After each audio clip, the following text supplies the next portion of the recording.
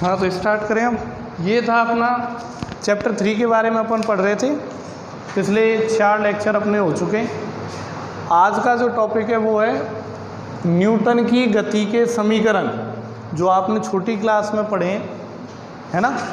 तो वो समीकरण कहाँ से आए, कैसे व्युत्पन्न हुए और कैसे कैसे उन्हें यूज़ लेंगे आगे, कैसे हम भौतिक की समस्याओं को हल करेंगे, इन सब के बारे में अपन पढ़ेंगे।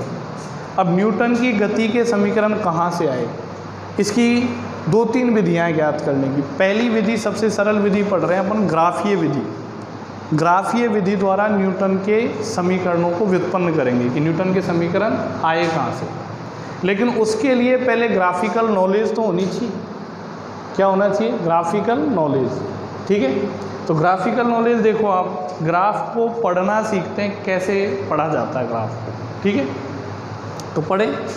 देखो, मैंने आपको बताया ये कुछ ग्राफ बना रहा हूँ मैं, 1, 2 ऐसे कुछ ग्राफ बना रहा हूँ मैं आपके सामने। इन ग्राफ्स को समझना है। सबसे पहले मैं ले रहा हूँ स्थिति समय ग्राफ। स्थिति या दूसरे शब्दों में इसको बोल सकते हैं विस्थापन, और समय ग्राफ। ग्राफ को हिंदी में बोलते हैं आलेख। स्थिति समय आलेख, पोजीशन टाइम ग्राफ। ठीक है। तो यहाँ पे तो अपन ले लेते हैं विस्थापन x y अक्ष पे, और x अक्ष पे ले लेते हैं समय। मतलब मैं ये कह रहा हूँ कि समय को आप x अक्ष पे व्यक्त करोगे और विस्थापन को किस पे व्यक्त करोगे? y अक्ष पे। यह आपका मूल बिंदु हो गया। अब आप सीखेंगे कि ग्राफ को कैसे पढ़ा जाता है। ठीक है। तो ग्राफ को कैसे पढ़ा जाता है, देखो। अब मैंने आपके सामने एक ग्राफ बनाया सिंपल सा, उसको देखना।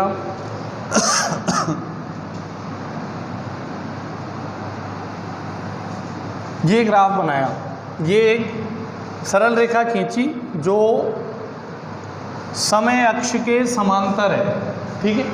अब ये ग्राफ आपको दिया पहला। ये पहला ग्राफ क्या व्यक्त कर रहा है, क्या समझ आता है? तो अभी तक आप आइडिया नहीं लगा पाओगे, क्योंकि अभी तक आपने ज़्यादा नहीं पढ़ा। इस ग्राफ से कुछ समझ आ रहा है आपकी, क्या कहना चाह रहा है? हर फोटो कुछ ना कुछ कहने की कोशिश करता है, आपको उसकी लैंग्वेज आनी चाहिए समझ में। समझते हो? हर चित्र कुछ ना कुछ कहता है, आप समझ पाते हो नहीं, आपकी फ्रीक्वेंसी मैच होती है नहीं। तो करना सीखें फ्रीक्वेंसी मैच, क्या कह रहा है ये। देखो, इस ग्राफ को गौर से देखो। जैसे समय 1 सेकंड मान लें, 1 सेकंड, और यहाँ पे विस्थापन x क्या है? विस्थापन। थोड़ी देर के लिए विस्थापन मान लें 10 मीटर। तो आप मुझे बताओ 1 सेकंड पे विस्थापन कितना है? कितना है विस्थापन? यहीं जाके तो मिलेगा। कितना है बताओ? 10 मीटर। मैं बोलूँ 2 सेकंड पे विस्थापन, बताओ कितना है? कितना है बोलो? 10 मीटर। वही तो आया होता है। मैं बोलूँ 3 सेकंड पे बताओ विस्थापन कितना है? 10 मीटर। 4 सेकंड पे। इसका मतलब क्या हो रहा है बताओ? कि समय तो लगातार बढ़ रहा है, लेकिन विस्थापन में कोई परिवर्तन नहीं हो रहा। जैसे मान लें कि ये मूल बिंदु है, मूल बिंदु से 10 मीटर की दूरी पर ये रख दिया।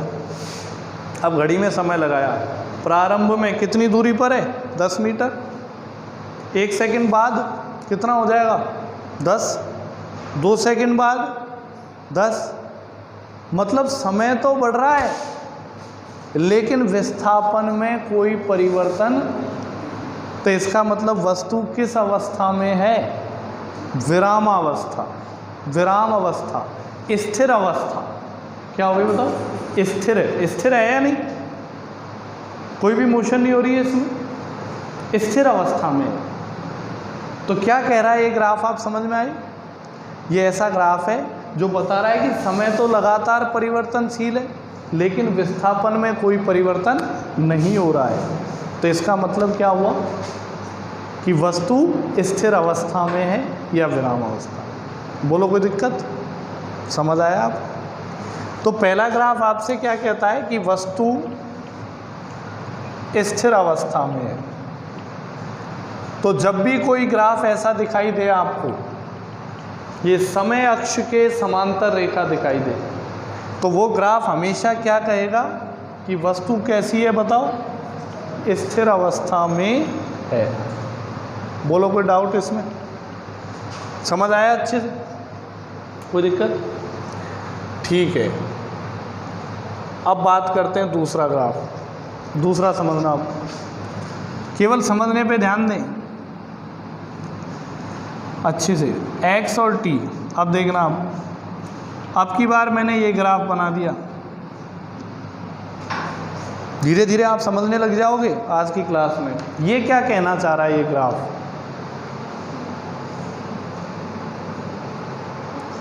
समय तो नियत है, फिक्स है, लेकिन विस्थापन लगातार बढ़ रहा है। बोलो आया ना समझ में? देखो, है ना, दूसरा वाला आया।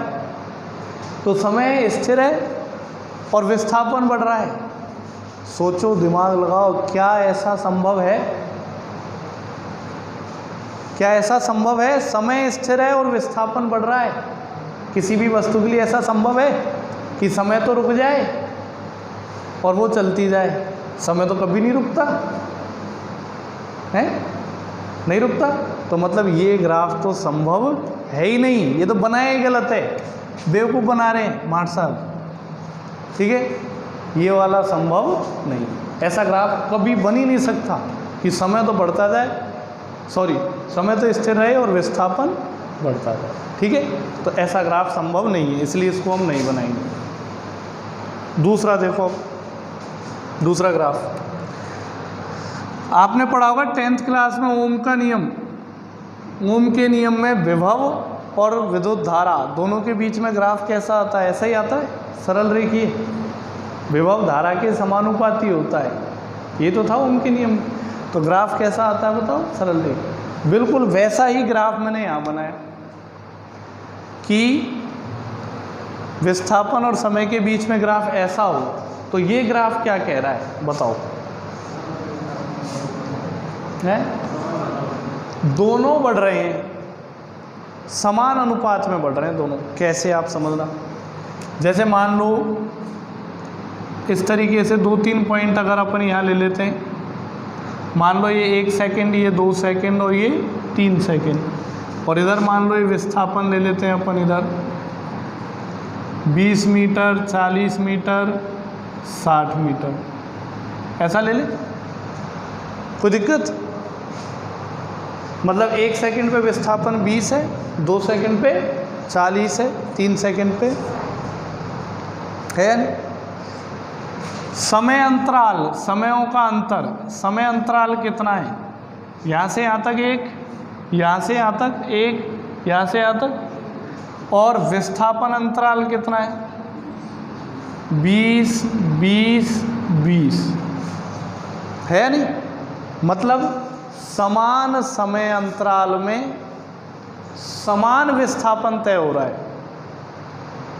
हर बार समय 1 सेकंड ले रहे हैं तो हर बार विस्थापन भी कितना मिल रहा है? 20 मीटर। तो इससे क्या समझे कि जो वस्तु है, वस्तु वो एक समान चाल से गतिमान है। किससे गतिमान है? एक समान चाल। चाल निकाल के देखो, चाल एक समान आएगी कैसे? चाल एक समान, वेग या चाल, वेग निकालें। यहाँ अपन सदिश राशि की बात करें तो वेग का फॉर्मूला क्या होता है? विस्थापन बटे समय, यही तो होता है। तो बताओ पहले समय अंतराल में विस्थापन कितना है? 20, समय कितना लगा? 1, कितना आया वेग? 20। दूसरे समय अंतराल में समय कितना है? 1, विस्थापन कितना है? 20, 20 बटे 1 कितना आएगा? तीसरे में भी कितना आएगा? तो हर बार वेग कितना मिलेगा आपको? 20 मिलेगा या नहीं? तो इसका मतलब क्या हुआ कि वेग हमेशा नियत रहेगा। नियत रहेगा मतलब वेग में परिवर्तन नहीं होगा, नहीं होगा ना। तो ऐसा ग्राफ आपको कहीं भी दिखाई दे तो इसका मतलब जिस अनुपात में समय बढ़ रहा है उसी अनुपात में विस्थापन बढ़ रहा है। मतलब समान समय अंतराल में समान विस्थापन तय हो रहा है। तो ये ग्राफ किसको व्यक्त करता है कि वस्तु एक समान वेग से चल रही है, एक समान वेग से चल रही है। बोलो क्लियर है क्या? तो ये सब अपन मिटा सकते हैं, ये समझाने के लिए था। ये सब ऐसा ग्राफ कहीं भी आपको दिखाई दे, मूल बिंदु से गुजरने वाली एक सरल रेखा जो कि पहले चतुर्थांश में है, तो ये किसको व्यक्त करेगी बताओ? एक समान वेग से गतिमान वस्तु, एक समान वेग से गतिमान वस्तु को व्यक्त करेगी।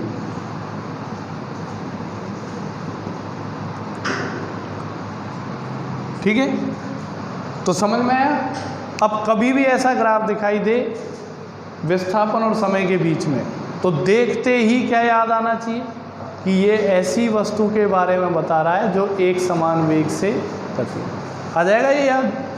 ठीक है, परिचय करवा दिया इससे आपको, मैंने आपको बता दिया कि ये उसके पापा हैं, तो दोबारा कभी मिलेंगे तो पहचान जाओगे। ऐसे ही पहचानना है इसको, पहचानने लग गए तो फिज़िक्स आसान हो जाएगी। और तुम क्यों अरे सब भूल गया, याद नहीं आ रहा, तो फिर फिज़िक्स टिपिकल हो जाएगी। ठीक है, सिंपल कॉन्सेप्ट है फिज़िक्स का। जो चीज़ें सिखाई जाएं वो हमेशा याद रखो, कभी भी कहीं भी काम आ सकती है किसी भी चैप्टर में। ठीक है, आगे लेते हैं, एक और ग्राफ लेता हूँ मैं। मतलब इससे ये पता लग गया सरल रेखा हो इस तरह की जो मूल बिंदु से गुजरती हो, तो वो एक समान वेग से गतिमान वस्तु को व्यक्त करे। ठीक है, अब आगे आओ, एक ग्राफ लेता हूँ मैं इस तरीके का ही, एक सरल रेखा ये बनाई विस्थापन और समय के बीच में। इसके बारे में क्या कहना है जरा सोचो।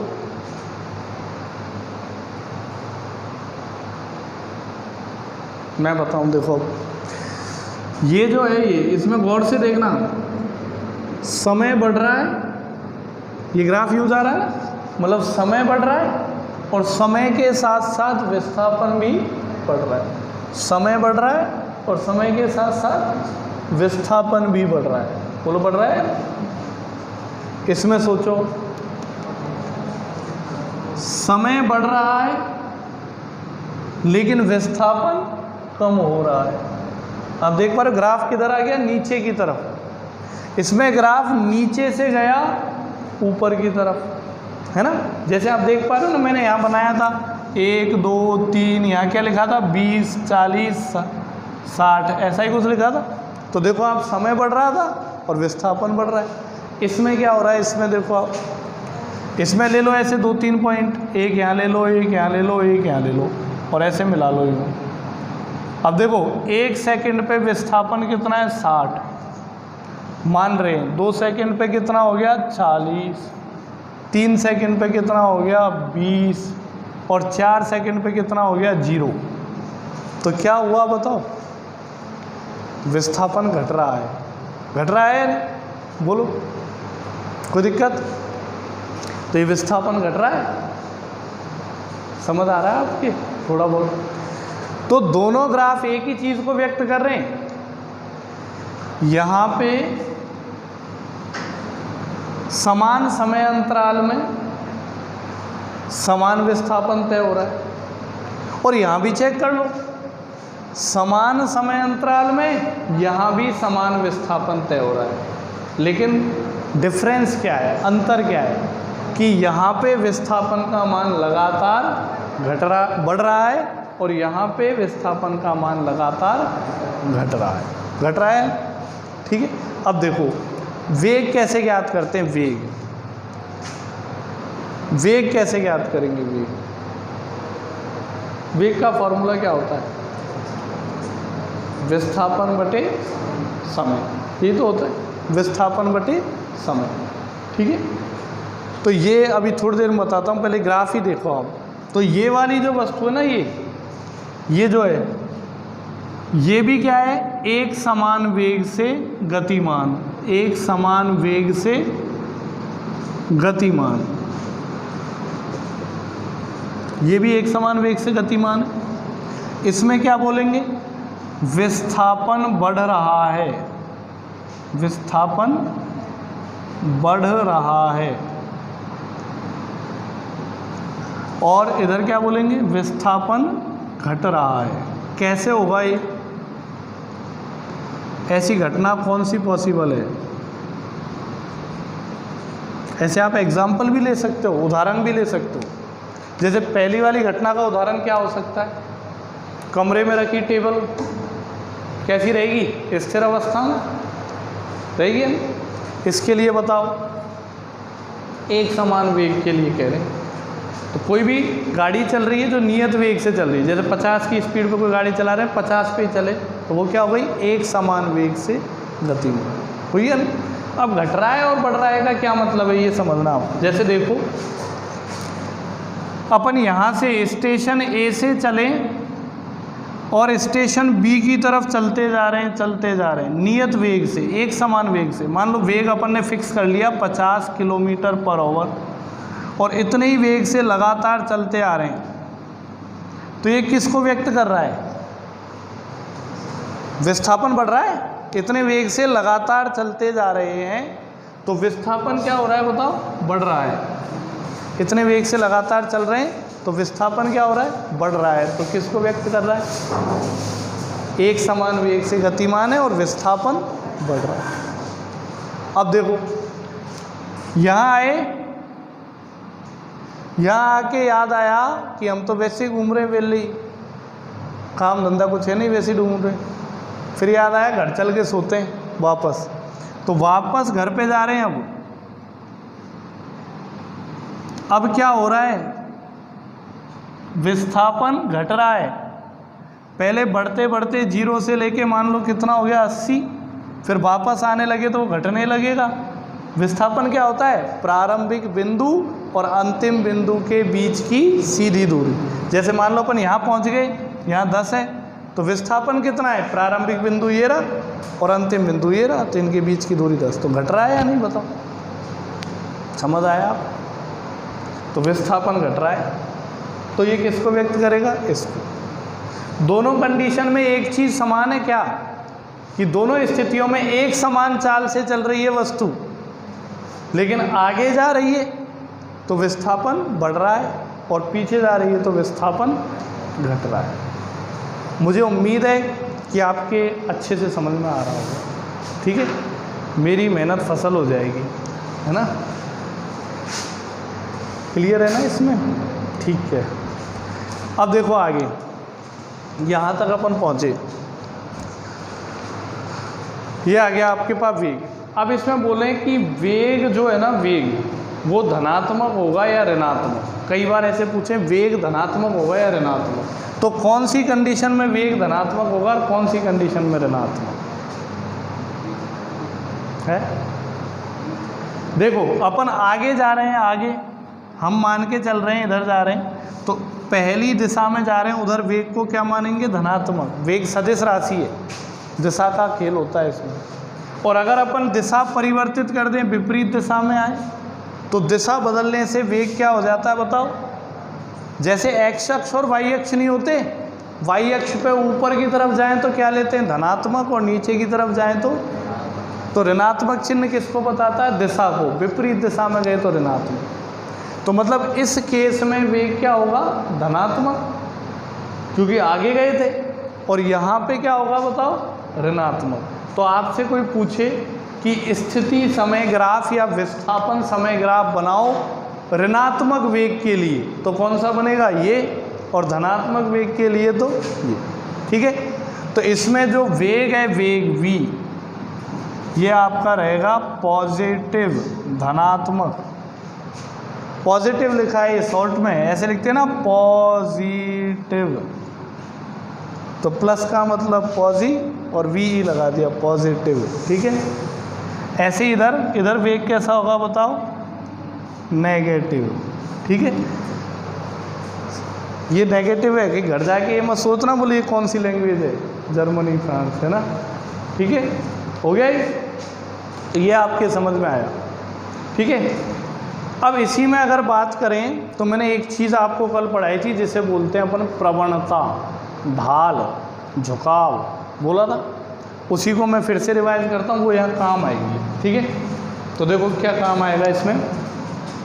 कल मैंने आपको एक छोटी सी चीज़ बताई थी, ऐसे ये वाई अक्ष है, ये एक्स अक्ष है, और ये एक्स अक्ष की धनात्मक दिशा है, इधर एक्स अक्ष की धनात्मक दिशा है, इधर ऋणात्मक दिशा है या नहीं। अब देखो आप सरल रेखा बनाई है आपने छोटी क्लास में, 10th क्लास में, 2 समीकरण दिए थे, एक्स और वाई के मान रखे, टेबल बनाई, ग्राफ में खींच दी, बीच में काट रही हैं, आंसर आ गया, ऐसे कुछ था, है ना। तो वैसी ही सरल रेखा की बात कर रहा हूँ कि कोई एक सरल रेखा मान लो इस प्रकार से बनी हुई है, ठीक है।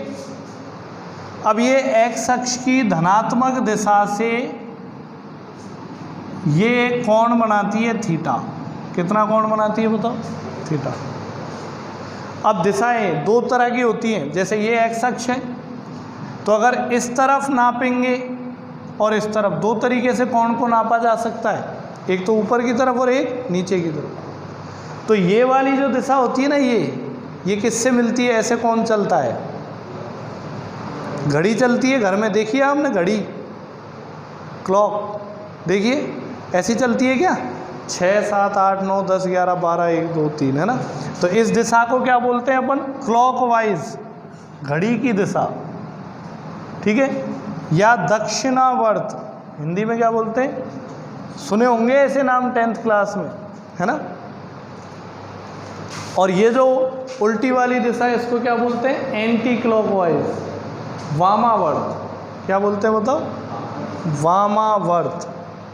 आपने 10th क्लास में पढ़ा होगा दक्षिणावर्ती पेच का नियम, पढ़ा होगा, है ना। दक्षिण हस्त अंगूठे का नियम, है ना। तो शब्दों का खेल है, शब्दों को ध्यान से सुनोगे तो बहुत आसान हो जाएगी फिजिक्स। तो दक्षिणावर्त समझ में आ गया? दक्षिणावर्त बोलते हैं मतलब घड़ी की दिशा में घूमना है, वामावर्त बोलते हैं मतलब उल्टा घूमना है, ठीक है। तो देखो आप, ये जो कोण नापा गया है, ये कोण किधर नापा गया है? इधर। कौन सी दिशा है? वामावर्त दिशा। बोलो है या नहीं? तो एक शब्द आएगा, ये मैथमेटिक्स का टॉपिक है, आपके मैथमेटिक्स में काफ़ी काम आएगा ये, प्रवणता, ढाल, झुकाव, लेकिन फिजिक्स में भी यूज़ आता है, ठीक है। फिजिक्स सब सब्जेक्ट का कॉम्बिनेशन है, फिजिक्स में सब आएंगी, मैथ्स, केमिस्ट्री, हिंदी, इंग्लिश सब आ जाएंगी, ठीक है। तो ये मैथ्स के टॉपिक्स काम आएंगे बहुत सारे ऐसे। तो प्रवणता, ढाल या झुकाव क्या होगी? डेफिनेशन समझना, कल बताई थी और मुझे पता है आपको याद होगी क्योंकि मैंने बताई थी, ठीक है। तो देखो क्या थी बताओ? किसी सरल रेखा द्वारा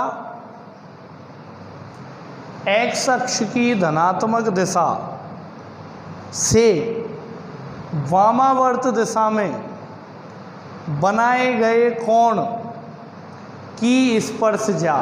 स्पर्शज्या समझते हो क्या होती है? आपने 10th क्लास में पढ़ा है, sine theta, cos theta, tan theta पढ़ा है। साइन को हिंदी में बोलते हैं जा, कॉस को बोलते हैं कॉज्या, टेन को बोलते हैं स्पर्शज्या। बताया आपके गुरुजी ने नाम? नहीं, यूज ही नहीं आए होंगे इसलिए, अब यूज़ आ रहे हैं इसलिए मैं आपको बता रहा हूँ। तो टेन थीटा को क्या बोलेंगे? स्पर्शज्या, ठीक है। अब देखो फिर से सुने, एक बार में फीड करें, है ना। किसी सरल रेखा द्वारा एक्स अक्ष की धनात्मक दिशा से वामावर्त दिशा में बनाए गए कोण की स्पर्शज्या मतलब टेन उस सरल रेखा की प्रवणता, ढाल या झुकाव कहलाती है। इसको स्मॉल एम से व्यक्त करते हैं। किससे व्यक्त करते हैं? छोटा एम, स्मॉल एम से व्यक्त करते हैं। बोलो कोई दिक्कत? समझ आया आपके अच्छे से? ठीक है। तो इसको स्मॉल एम से व्यक्त करते हैं।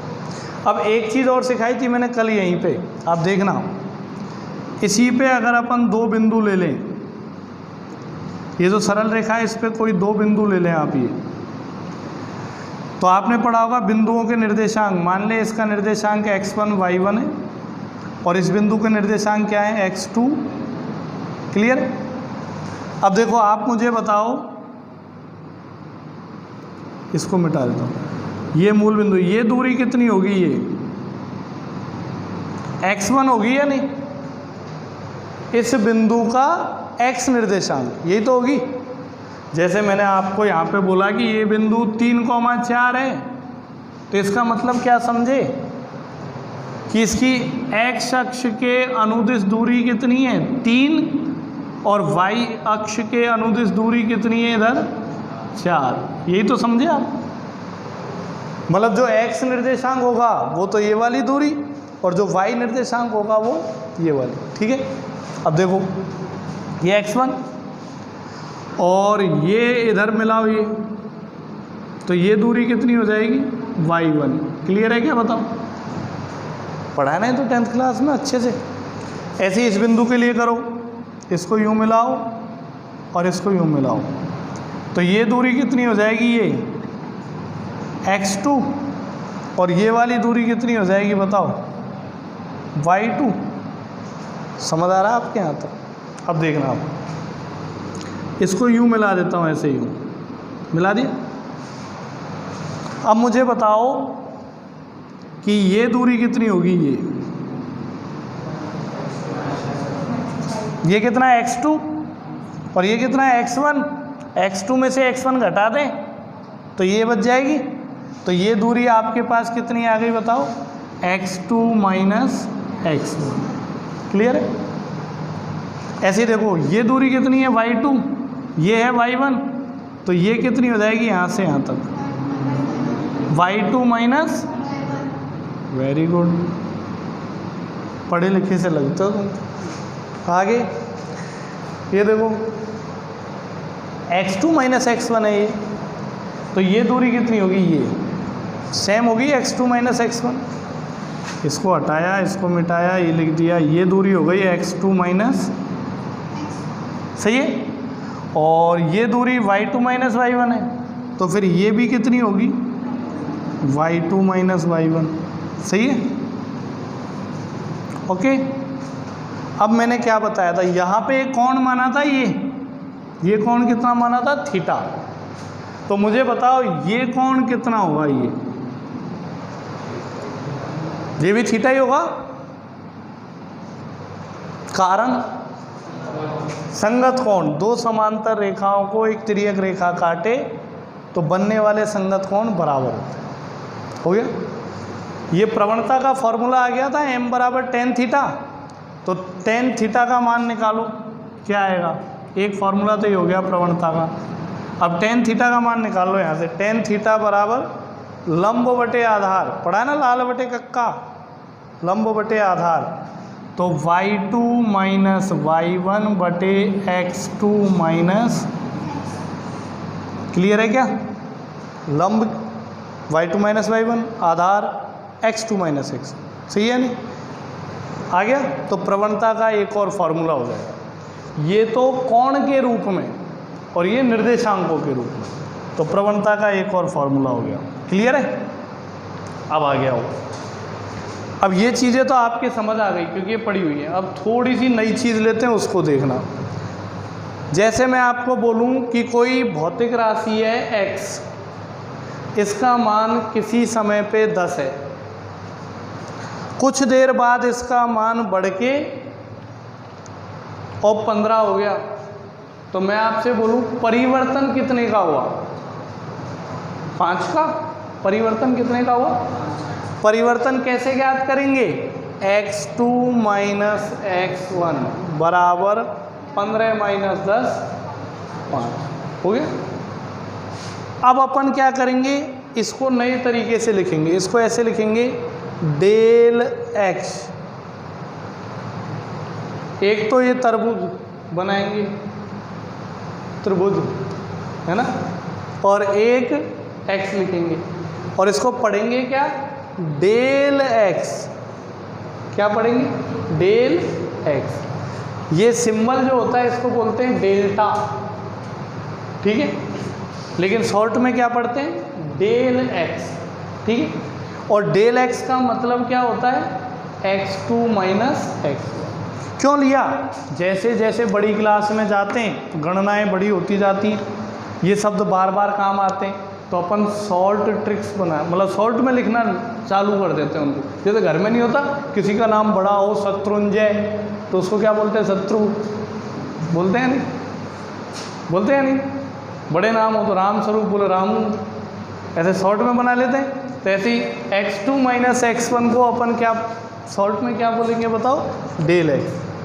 ठीक है, इनका मीनिंग एक ही है। आज के बाद कहीं भी ऐसा लिखा है दिखाई दे तो आप इसको क्या पढ़ोगे? x में परिवर्तन। पढ़ना तो क्या? डेल एक्स, और मीनिंग क्या है इसका? x में परिवर्तन। ये क्या किया? x में परिवर्तन ही तो हुआ। मैंने लिख दिया डेल वाई, क्या पढ़ोगे इसको आप? क्लियर? y में परिवर्तन मतलब किसको व्यक्त करता है? y2 माइनस, कोई डाउट? समझ आया अच्छे से? ठीक है, तो ये y2 माइनस y1 को व्यक्त करता है ना। डेल और y कभी भी अलग अलग नहीं हो सकते, एक ही चिन्ह है। क्यों नहीं हो सकते? आपने पढ़ा है 10th क्लास में साइन थीटा, क्या ये दोनों अलग अलग रह सकते हैं? कहीं ऐसा पढ़ा था केवल साइन, ओनली साइन, साथ में कोई भी थीटा नहीं हो? कहीं पढ़ा है? नहीं पढ़ा। मतलब इसका कोई अस्तित्व नहीं है, बिना थीटा के इसका कोई अस्तित्व, बिना नमक के सब्जी का कोई अस्तित्व नहीं है। ऐसे बिना थीटा के साइन का कोई अस्तित्व नहीं। ठीक है, ऐसे ही जब डेल एक्स लिखेंगे या डेल वाई लिखेंगे तो ये दोनों साथ में ही रहेंगे, कभी भी अलग अलग नहीं होते। और पढ़ते क्या है इसको? डेल वाई, और मतलब क्या होता है? वाई में परिवर्तन। Are you understood? समझ चुके हैं आप ही? तो देखो y में परिवर्तन, तो ये क्या लिखा हुआ है बताओ? ये y2 माइनस y1, इसको क्या लिख सकते हैं? डेल y, और नीचे क्या लिख सकते हैं? Del x। अब यहाँ पे थोड़ा सा क्या है कि पुरानी बातें प्रभाव डालती हैं, जो परंपराएं आपने पहले सीखी हैं वो दिमाग में तो होती हैं। 10th क्लास तक परंपरा सीखी, वो परंपरा यहाँ लगाओगे तो बोलोगे डेल से डेल कट, क्या रह गया बताओ? y बटे x। ऐसा नहीं होगा, क्योंकि मैं बता चुका हूँ कि डेल और y अलग अलग नहीं हो सकते, एक ही राशि है। कभी ऐसा हुआ है ऊपर साइन अल्फा लिखा हो, नीचे साइन बीटा लिखा हो? बोलो साइन साइन लड़ मरे कैंसिल, अल्फा बटे बीटा। नहीं? ठीक है, तो ये कभी भी अलग अलग नहीं होगा, ये कटेगा नहीं। डेल वाई का मतलब है y में परिवर्तन कितना, और डेल एक्स का मतलब है x में परिवर्तन कितना। तो प्रवणता का फॉर्मूला याद रहेगा आपको।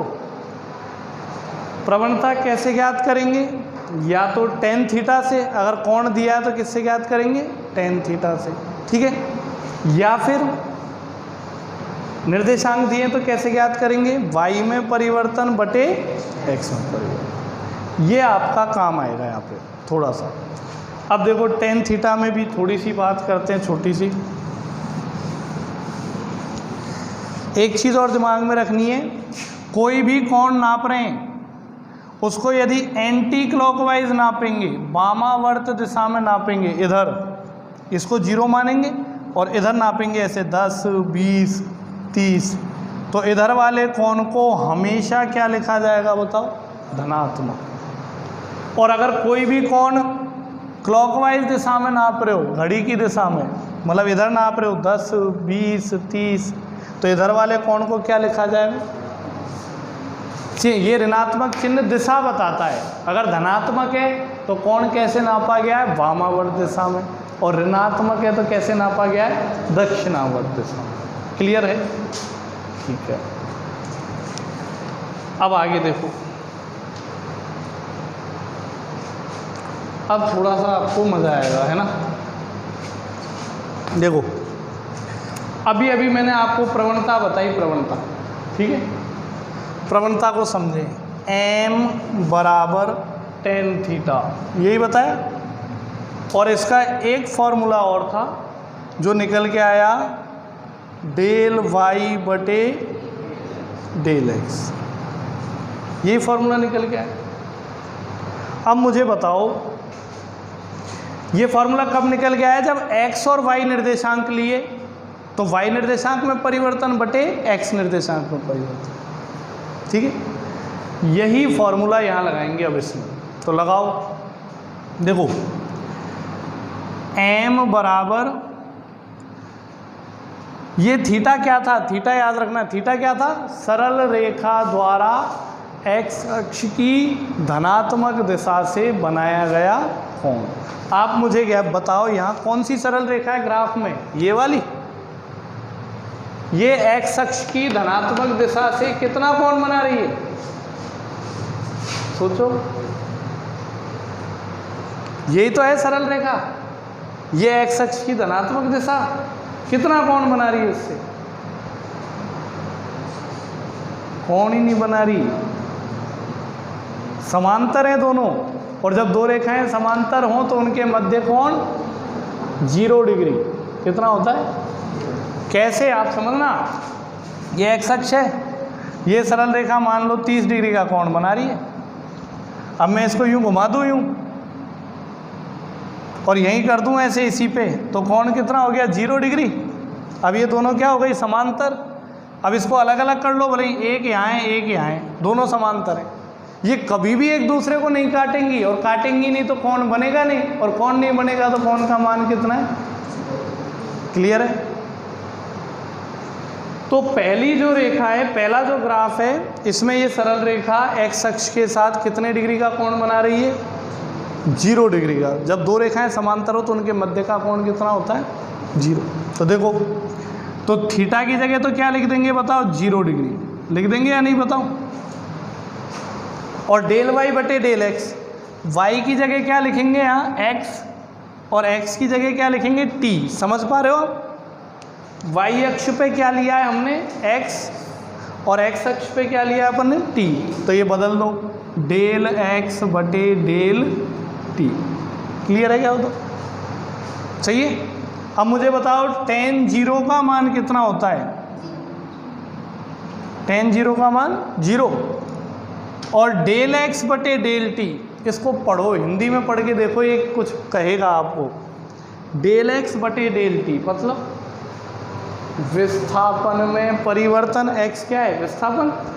विस्थापन में परिवर्तन बटे लगा समय या समय में परिवर्तन। तो विस्थापन में परिवर्तन बटे समय या विस्थापन बटे समय क्या हो जाएगा? वेग। विस्थापन बटे समय क्या हो गया बताओ? या विस्थापन में परिवर्तन बटे समय में परिवर्तन क्या हो गया बताओ? वेग। तो इसको अपन क्या कह सकते हैं बताओ? वेग। समझ में आया?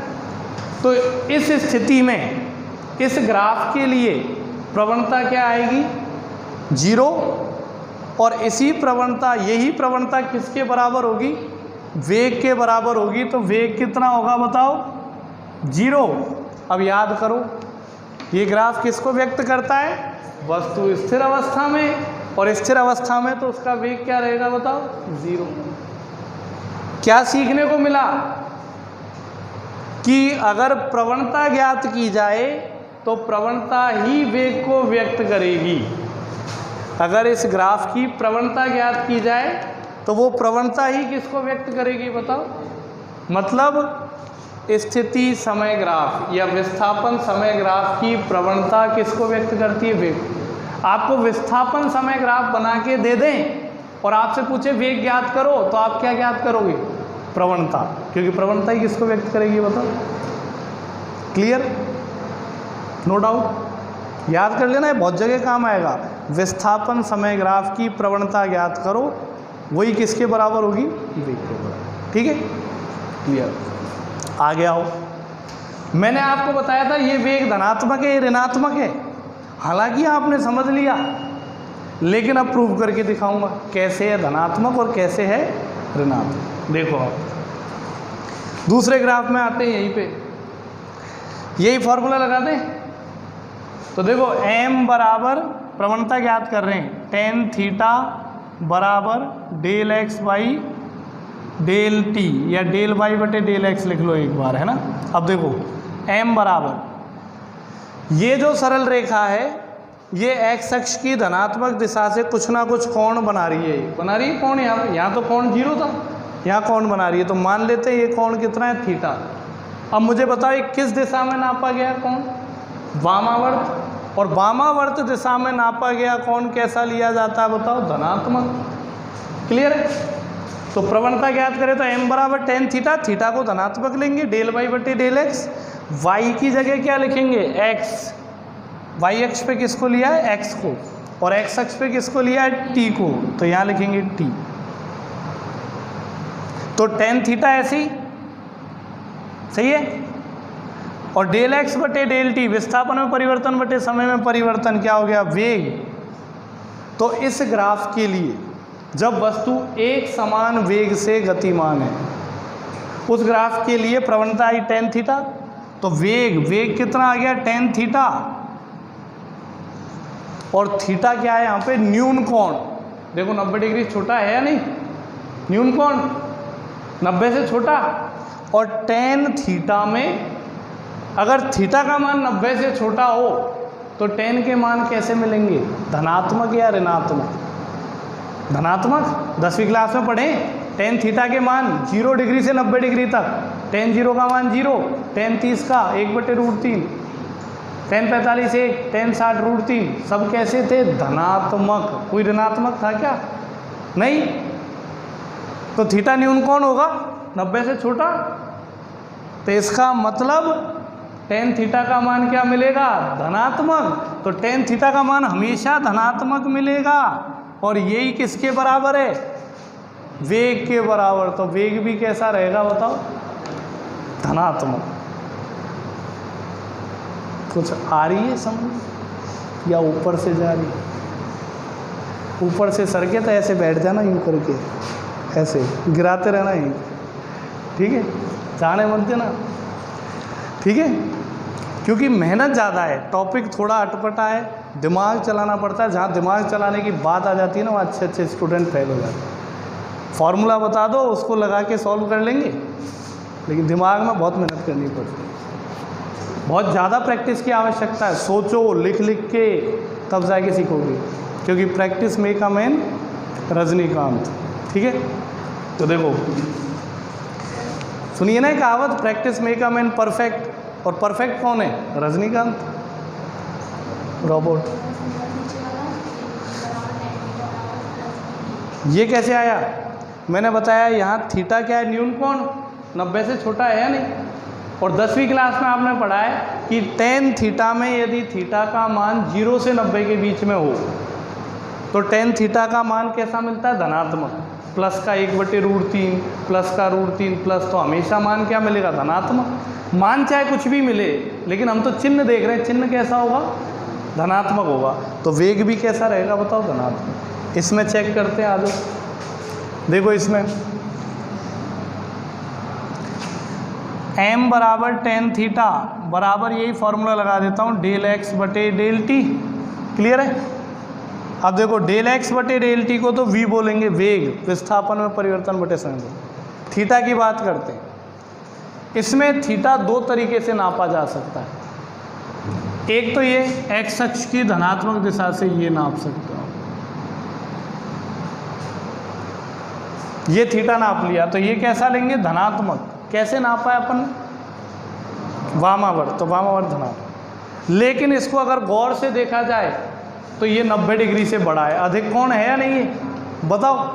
90 डिग्री से बड़ा, तो आप पढ़ोगे मैथमेटिक्स में ट्रिग्नोमेट्री आएगी, अपने फिजिक्स में मैं भी पढ़ाऊंगा ट्रिग्नोमेट्री, कि अगर tan थीटा में थीटा के मान 90 डिग्री से बड़े हो जाएं तो फिर tan थीटा का मान हमेशा क्या मिलता है, ऋणात्मक। क्या मिलता है बताओ, पढ़ा है क्या अभी तक, मैथ्स में थोड़ी पढ़ाया अभी, ट्रिग्नोमेट्री नहीं पढ़ाई, चलो मैं पढ़ाऊँगा।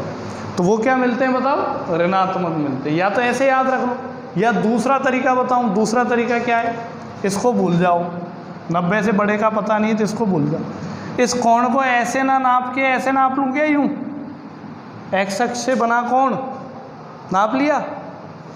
अगर हम ऐसे नापते हैं तो क्या चेंज आएगा कि वामावर्त नहीं नापा, अब की बार कैसा नापा है, दक्षिणावर्त। और दक्षिणावर्त कोण कैसा लिया जाता है, और कैसा है, न्यून कोण ही तो है, 90 से छोटा है, लेकिन नापा दक्षिणावर्त है, तो उल्टी दिशा में नापेंगे तो क्या लेंगे, ऋणात्मक। अभी समझाया था मैंने। तो फिर यहाँ पे थीटा की जगह क्या लिखेंगे, माइनस थीटा, और ये माइनस चिन्ह बाहर आ जाएगा तो माइनस टेन थीटा। समझ में? तो v बराबर आ गया माइनस टेन थीटा। अब चेक करो थीटा का मान क्या है, थीटा न्यून कोण है, और न्यून कोण मतलब 0 से 90 डिग्री के बीच में टेन थीटा का मान धनात्मक मिलेगा, लेकिन आगे किसका चिन्ह लगा हुआ है, माइनस का। तो प्लस गुणा माइनस बराबर माइनस, मतलब वेग कैसा हो जाएगा बताओ, ऋणात्मक। तो समझ में आया? तो ये जो पूरी रामायण, इससे क्या समझ आया आपके, इससे ये समझ में आया कि विस्थापन और समय के बीच में ग्राफ बना हुआ है और उससे वेग ज्ञात करना है। तो हम वेग ज्ञात करने के लिए फॉर्मूला नहीं लगाएंगे विस्थापन बटे समय, हम क्या ज्ञात करेंगे, प्रवणता, ग्राफ की प्रवणता ज्ञात करेंगे। वही किसको व्यक्त करेगी बताओ, वेग को व्यक्त करेगी। ठीक है, क्लियर है? तो ये आपको रट्टा मार लेना है कि विस्थापन समय ग्राफ की प्रवणता वेग को व्यक्त करती है। बहुत बेसिक चीज़ें, छोटी छोटी चीज़ें, लेकिन हर चैप्टर में काम आती हैं, बहुत परेशान करती हैं, और बूंद बूंद से घड़ा बढ़ता है, छोटी छोटी चीज़ों से बड़ी बातें बनती हैं। ठीक है ना?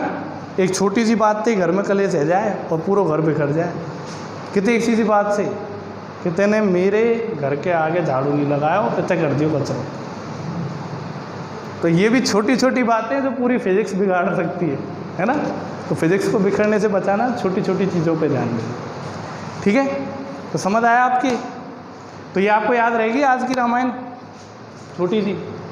ये ऐसा ग्राफ कहीं भी दिखे, स्थिति समय ग्राफ, देखते याद आए वस्तु विरामावस्था में इसका वेग शून्य होगा, इसकी प्रवणता शून्य होगी। ये ग्राफ दिखते ही वस्तु एक समान वेग से गतिमान है, लेकिन वेग धनात्मक होगा।